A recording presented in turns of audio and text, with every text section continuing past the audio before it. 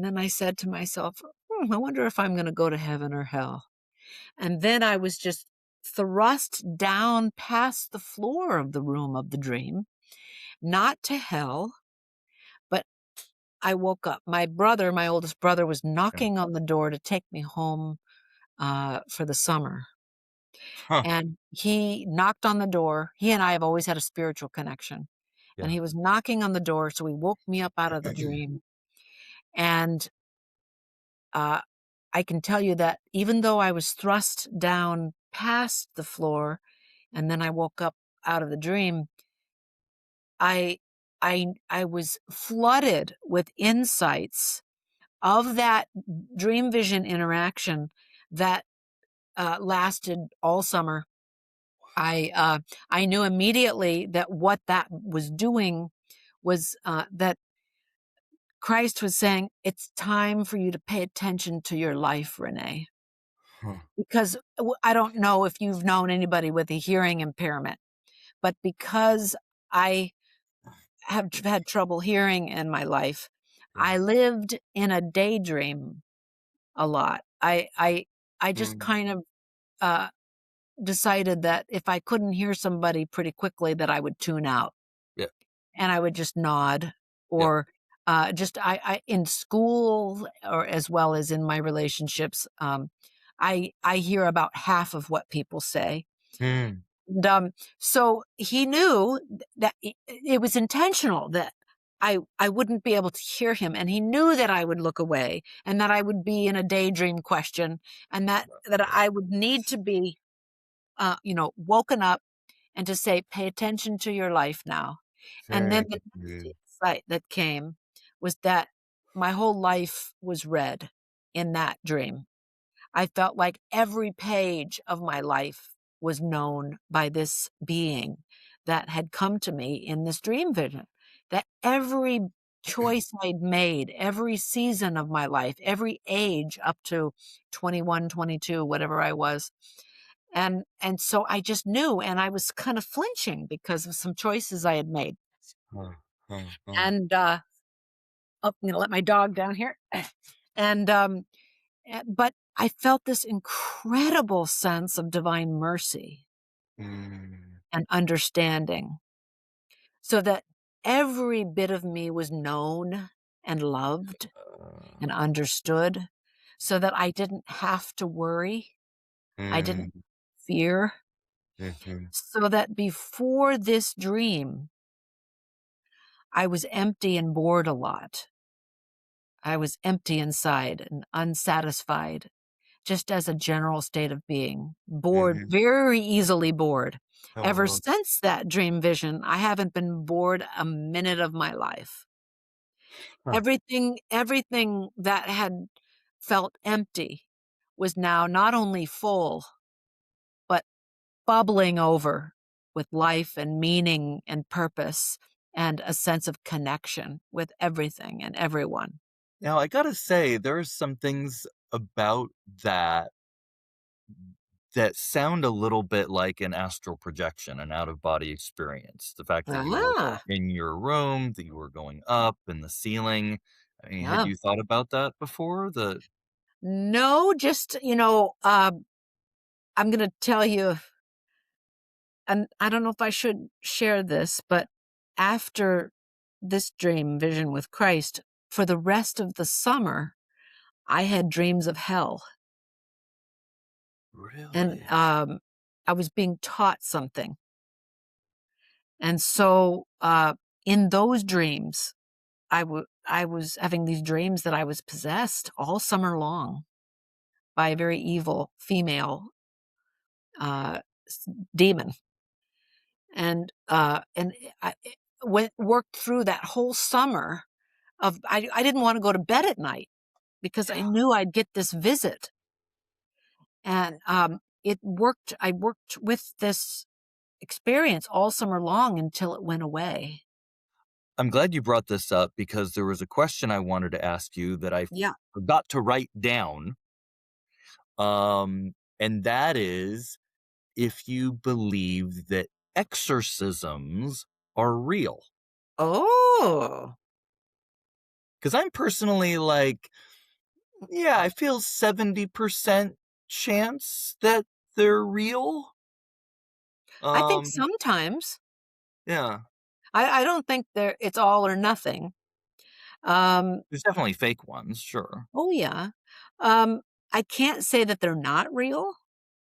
Um, if they're guided by the divine, I would say possibly. Mm, Possibly, yeah, yeah. possibly. I don't have experience with that, but I do feel, Michael, that these dreams, I was being prepared for ministry, and in my own faith journey. Not that ministry involves evil, but I'm just saying that I'm being prepared. I was a bit naive Oh, uh, before seminary, and it huh, so I had not yet. This is prior to being raped. So this is my earliest adult year years in this first college. So what I actually, if I'm being if I hope that this is understood by listeners. mm, I do feel that I went through being possessed in my dreams. I feel like something would come into me at night, and so the dream progressed over the summer of learning the Lord's Prayer, huh, and when I could recite the Lord's Prayer at the end of the summer by memory with a feeling in my heart of reciting it, that presence went away. right. But that was in the dream, and so either I was being taught by a dream or I was going through something like that. It Right. feels very real to me. It was very lucid, Yeah, right. Right, right. you Yeah, know? it's an interesting distinction because there's so many dreams that just, like, flit away and we forget, and then there are others that you think, "Maybe this wasn't just a dream. How can I remember this for decades and the way it shaped my life? It doesn't seem like just a dream." No, And and my oldest brother reported having a female demon also at that time. oh, at the same time. So, not the same nights, but Yeah, in the same season of our lives. He's a year and a half older than I am, and we're both very spiritually connected. And right. we both, to this day, I haven't sensed the presence of it in quite a while, but we both will still refer to this when we feel vulnerable to it. Hmm. So it wasn't just me, it was him too. So, Were there any that physical attributes of the demon that were in common? Did you discuss not what it looked like? really the face, the look, but that it Just was female? female, No. and, that the sound of her voice was, like, like, when you scrape your fingernails on a chalkboard. There was a screech that he also heard. It was the sound of her voice, and that she floats, at at the top of the house in us. And, and actually, it was the dream was is that she entered in through my cerebral cortex, and, and then I would be 99% her and 1% me, and I could feel the 1% me inside of there. And then I would recite the Lord's Prayer and forget it because I wasn't raised in religion except for those 2 years, so I didn't have it memorized or anything, and so I Ah. would start to say it, and then she would start to leave, but then I'd forget, and then she'd flood back in, and So it's when you were in that possession state, like, I was gonna ask, like, were you was it observational? Were you, like, feeling tortured, or were you just, like, had that gross feeling of being 99% demon? all of the above. I felt like she was in control, uh, I was me a little bit, and then I also could feel her desire to do harm. Yeah, right. which is why the good Lord allowed it to happen. I'm sure that it was educational to know what evil is. The difference between neurosis in psychology and what evil is. So we can have a major neurotic dysfunction, but not really deep down mean to do harm. Uh-huh. And we do harm. When we're hurt, we hurt people. That's what we Often. do. That's the Yeah. essence of dysfunctional relationships. And Mm. we don't really mean to hurt people. We're just a mess. We're a hot mess. Right. But evil is the intent to harm. Yeah. And so I was being taught that there is a force in us Mm. that enjoys doing harm. Yeah. Right. And Right. it's important to understand the difference between psychological neurosis and even psychosis Mhm. versus evil.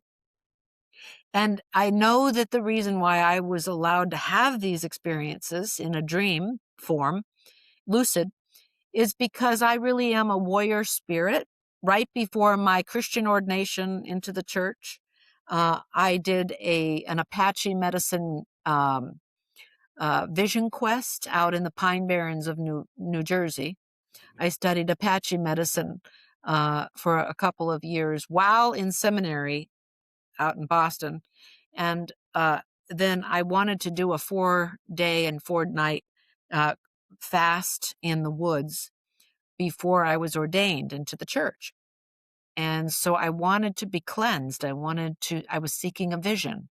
Mm. And through that, uh, I've come to see that I am a loving warrior, not to fight, but to pray, to stand for the good, to courageously value the falling apart process about that Mm. quote, to value that we must really fall apart before we're brought back together better.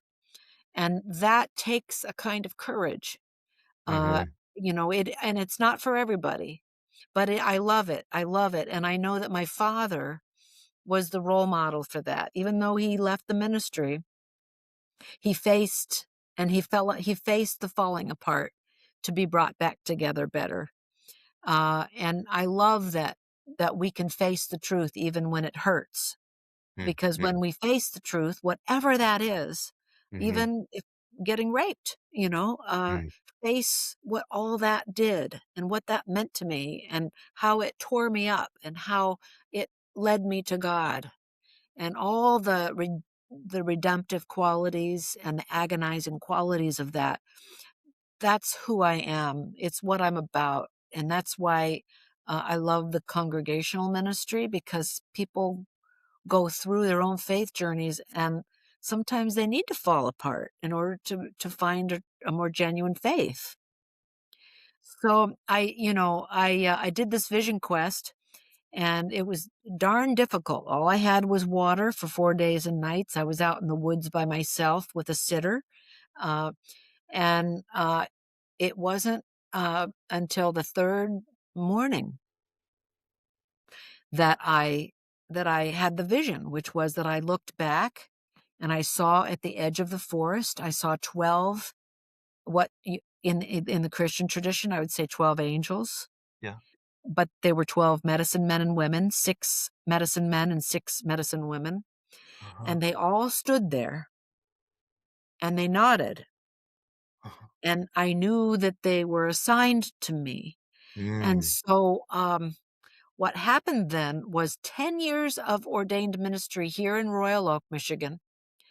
I didn't really call on them. I didn't remember them or acknowledge them. I just knew that they were there. Mm. Then a man came to me at my office one day and he said, "I'm dying of liver cancer."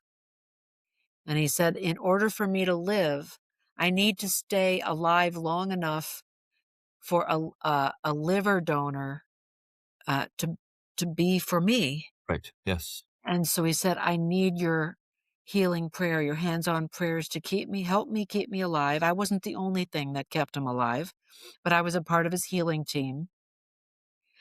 And that was 10 years after this dream. No, I'm sorry, after this vision quest.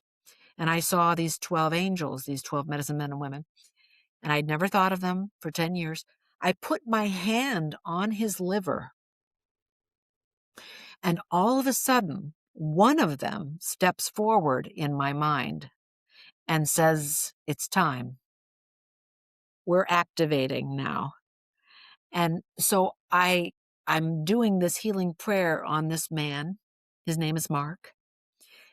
And I even told him, I said, "There's someone here that is working through me, and he has been with me for a long time, and he is a healer." And so he lived. Answers came. The liver came. He still comes to my church. He's alive 20 years later. 20 years later. And so I always say, our prayers and our faith, seeds are planted, just like Mm, they showed themselves to me in the woods during this vision quest. It took 10 years for me to be ready and for the moment to be right that God said, it's time to utilize your healing team on the other side. And so I do now. They're stepping forward all the time, right, and they're each one has its purpose. right. And sometimes one of them is the death angel, and I'll know when a parishioner will die soon. And I don't say anything. It's just for me to know Uh-huh, so that I uh-huh. can pastor more accurately, more laser focused in my approach to the parishioner. Yeah, right. So, yeah, we've just had 7 deaths this year, and Oh it's my gosh, happened. in a congregation of how many? Well, we have, between 20, I would say the low end would be 22, but this is online and in person, Okay, right. between 20 and 30 roughly. I think Christmas is more and Easter is more, but, between 20 and 30. But the strange thing, Michael, is it's a Huh, wonderful thing, is as soon as somebody dies, God sends a new person to the church, and it that's stays roughly the same oh my gosh. the same number of people for 30 years. Hallelujah. Ah, it's interesting because I think when 2 or 3 people die in a year, I think, "Oh boy, okay, this could be it." The church may not have a critical mass now. Mm, And sure mhm. enough, a few people start coming in the door that we didn't know before, and it's Wow. just, happened. Yeah. Yeah. Wow. Yes. Wow. One of the things I'm gonna be talking about throughout the podcast in this series is how our language has this word faith that doesn't capture the spectrum, right? It doesn't Yeah. capture the journey that it kind of seems to imply off or on, black or white. Yeah. And you know, I'm gonna do a segment about the faith of angels because Ooh. this is something in the first book of Arcana Celestia where he talks about the angels in the celestial heaven. They don't really know about faith, need faith, care Yeah. about faith. But angels in lower heavens do have faith or need faith. And I think, I mean, you'd think, why would an angel need faith? You're in heaven, you're there, there's the Lord, what? Um, and I'm wondering if on the other side, this faith is really about letting go of our ego, of our proprium, and our ability to get Oh, yes. closer to the Lord, and the extent to which we're able to do that, um, Um, is yes. kind of the new faith journey that it's I don't know, maybe less about, you know, believing in Jesus or the Lord exists and more about believing we are one with source and that it's okay to let that ego dissolve, right? Absolutely. Oh, yeah, well said. I resonate with that. Yeah, and, I remember Reverend Doctor George Dole used to say, "We have to build a self first before we give it away. Ah, So, this all of this, so faith is so important in especially the first, I'd say half, if but everybody's different. Some people find it at the very end of life, everybody's mm, different. Everybody's wonderfully unique in when they find their genuine faith. And so uh, the self must be built up. We must feel as if we are operating from our own self, our proprium, our ego. mhm. It is absolutely important that we build that identity. And because, as Swedenborg says, the first part of life we value truth more than love. He says, we want to build knowledge. Hey, look what I know. We Mhm. hunger and thirst for knowledge. That's what, picking from the tree of the knowledge of good and evil is. It's that first temptation. Right. Yes. We just want to know. We're impressed by people who know a lot. That's the big Right. temptation of the internet. Uh-huh. We just want to know. We want to gobble, gobble, gobble information. And we want to say, look how much I am and know. And that's a part of the process. We must do this. Mhm. And that's what's impressive to us. Yeah. Uh, that must crumble eventually. And what then must happen is a reversal so that love must lead our understanding that is the goal, Yes. Right. right? Right. So Mm. the more that we let love lead and understanding follow, or knowledge and understanding, intelligence, all these things, um, to that extent, we're tapped into that source, because that's love, right? Um, so ultimately, it's about giving self away. It's about Mm. it's about merging and seeing that we are all one. Uh, but early on, we wanna stand up and stand apart. We wanna Yes. Right, and Seems that's like how it the should be. teenage adolescent years. Yeah, and young adult too, Yeah, for sure. Right. yeah, as There it was should another be. there is another quote from Arcana Celestia I'll probably be coming back to a lot, and that Uh-huh, is that, charity or love wants to be with faith as long as faith doesn't put itself first or primary. You heard yep, that one? yep, yeah, Yeah, absolutely. that That's the was same concept. mhm. Yeah. Mm, Yeah, and yet he gives room for people who do love faith more than love. right. I think that's the first heaven maybe, uh, Uh-huh. right? It's the foundation of I heaven, believe that. the feet, Right. right, the external heaven, Hmm. and that's and we have to have that too. I mean, there are all different kinds of loves. Not everybody can be in the celestial heaven and love fully. Yes, right, Uh, that's an interesting theology as well, is kind of the social strata of heaven, and right, the social strata of this world, is that right. diversity. Yeah. Mm, mm. So, one of the things I wanna ask of all of my guests is favorite song, band, genre, or hymn. Do you have Aha. one? Yeah. I unbeknownst to me, when I first announced that this was my favorite hymn, I found out it was my grandfather's favorite as well. It's Really? We Would Be Building by the Finlandia tune. Yes! Oh my gosh.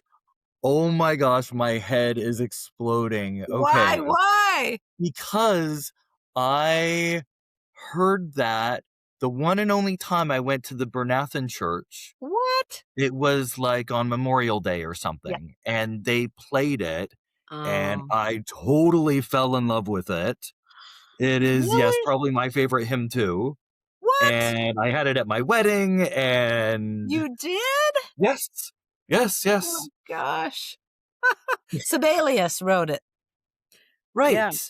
Right, Sibelius. right, and I Yeah. feel like like, maybe there've been a couple offshoots, a couple different Mhm. versions or Yeah. something, but Mm. Oh my okay, goodness. definitely gonna be playing that. Definitely gonna be playing that on this show. Oh, I love it. You are a kindred soul. Totally. Oh my gosh, that's great. That's Oh. great. Yeah, Well, we're and coming then up to time, so we can okay. depending on your time, I've got more time. I sent the kids to get a Christmas tree. You did? Yes. Oh, wonderful. A real one? A real one, yes. Yay. Yeah, Okay. and given that we live next to the forest, they're not hard to come by. Oh my But, gosh. Wow. no, this is, it's kind of a local small business, and, we've got it from them the past few years. We did once go out to one of those places where you can chop down your own tree. We did You know, that. they grow them every year for that purpose. Mhm. That was novel. Yeah. Yeah, we just did that, and we found a really nice one near Ann Arbor, Michigan, and it's the best prettiest tree we've had ever. So Is we just it? yeah, yeah. There was one other contemporary, fairly I mean, it's from the '70s, another tune that I love, which is from the Bee Gees. It's called "Too Much Heaven," and, if whenever somebody does my funeral, I would like that one played as well. Uh, it's my whole goal is that we can't get enough heaven here on earth. We just need it so much. There's so Mm, much about this world that's hard. And I just really, I still am in touch with that. To close this conversation, I'm still in touch with the teenage girl in me who said, I can't believe anybody would be able to get paid to help people find God. mm, And I'm not talking about the amount of pay. It's just if you could make a living helping people find heaven on earth. And so that tune also is very important to me. Too much heaven. mm. Okay, alright, I will listen to that too, because 'cause I'm not sure I know that one. Oh, okay. Too Much Heaven by the Bee Gees. Alright, Oh, cool. Thank you so much for being my oh, first guest. oh, This I was love it. great. This was better than I could have imagined. I Oh, definitely made the right choice. thank you. It means a lot that you were listening and that you asked what you asked. I can tell you're a very deep mystical thinker. Well, this was fun, and, yeah, we're gonna kick this off, and we're gonna see how far we can take it, and might even have you back again. All right. And how do I listen to your podcast? I'm not real good with techie stuff. How do I Right, subscribe to so you? it'll be distributed through, YouTube and Facebook and Apple Oh, Podcasts and a number of places. okay. I think right now the best thing to do, if you're not already, is following the Crosshatched Facebook page. Okay. That's the only Okay. social media or website page that I've made, Okay. so far, and Will there'll do. be updates there. Yeah, yeah. Okay. Great. I will do that. Alright. Well, thanks again for coming, Renee. It was good seeing you, and See I you. don't know, if we're gonna make it out to Boston for convention. Are you going? Oh, yes. Yeah, Yeah? that's where I was born. Yeah. Yeah. Plus, I I just want love to. Boston. I very much want to. It would be fun to take the kids out there, maybe take a little side trip Ooh. to New York, and Oh, I hope yeah, you do. I hope you do. yeah. Alright. Cool. Well, I will have, like, the final version in kind of a, some private server, send you the link, and you Okay. can tell me, any edits you'd like. Okay. Um, but yeah, supposedly you're supposed to have a couple episodes in the can before you formally launch. Oh, So that's why I'm glad we got this done. I'm gonna do a monologue before and after, okay. and then try to interview somebody else next month, and then that'll be the formal launch, and both will go Wow. live. Well, good for you. I've thought about doing a podcast, but I'm so ding dang busy. So I'll look for yours. Okay. Thanks, Michael. Thanks, Renee. All Nice right. seeing you. Merry Christmas. Bye. Merry Christmas.